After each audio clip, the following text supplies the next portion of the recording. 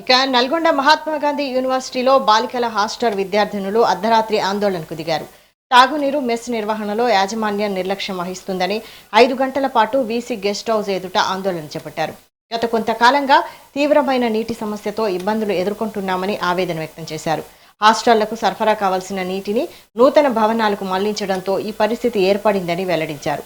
దీంతో హాస్టల్ విద్యార్థినులు రోజువారీ అవసరాలైన నీటికి ఇబ్బందులు పడుతున్నట్లు తెలిపారు. వెంటనే ఉన్నత స్థాయి కమిటీ ఏర్పాటు చేసి హాస్టల్ పరిస్థితి పరిశీలించాలని విద్యార్థినులు కోరారు. శాశ్వత పరిష్కారం చూపించకుండా నిర్లక్ష్యం వహిస్తే పెద్ద ఎత్తున ఉద్యమాన్ని ఉధృతం చేస్తామని విద్యార్థినులు హెచ్చరించారు.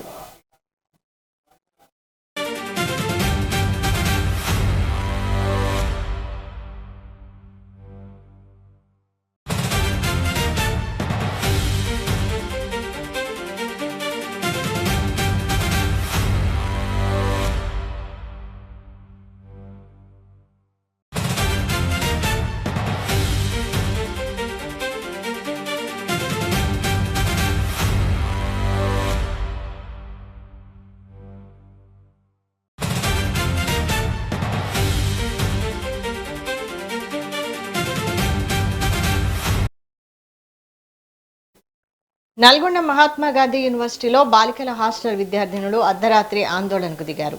తాగునీరు మెస్ నిర్వహణలో యాజమాన్యం నిర్లక్ష్యం వహిస్తుందని 5 గంటల పాటు వీసీ గెస్ట్ హౌస్ ఎదుట ఆందోళన చేపట్టారు.